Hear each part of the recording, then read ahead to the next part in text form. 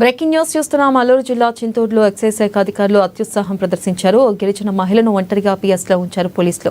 చావుకు సారా ఇచ్చి వస్తూ ఉండగా ఎక్సైజ్ అధికారులు పట్టుకోవడం చర్చనీయాంశంగా మారింది. అయితే ఖాళీ సీసాలతో వెళ్తున్న మహిళను తీసుకొచ్చి సారా నింపి అరెస్ట్ చేశారు అధికారులు.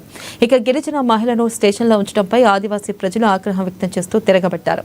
ఆదివాసీల ఆందోళనతో ఎక్సైజ్ శాఖ అధికారులు తలొక్కి మహిళను విడుదల చేశారు. చట్టవిరుద్ధంగా ఒక మహిళను ఎక్సైజ్ స్టేషన్లో ఉంచడాన్ని తప్పుపడుతూ చర్యలు తీసుకోవాలంటూ ప్రజలు డిమాండ్ చేశారు.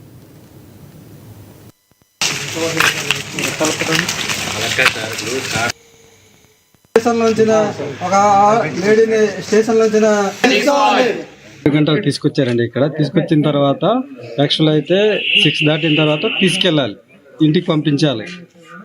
కానీ ఇక్కడ ఇంటికి పంపించకుండా ఇక్కడ స్టేషన్లో పెట్టి మహిళా కానిస్టేబుల్ తోడు పెట్టకుండా ఒక రూమ్లో బంధించి ఆ రూమ్లో మళ్ళీ ఒక కానిస్టేబుల్ భార్యని తోడుగా పెట్టామని చెప్పేసి ఇప్పుడు మేము ఇందాక వచ్చినప్పుడు చెప్పారు. అయితే ఒక ఆదివాసి మహిళని ఇంతసేపు ఉంచరు కదా.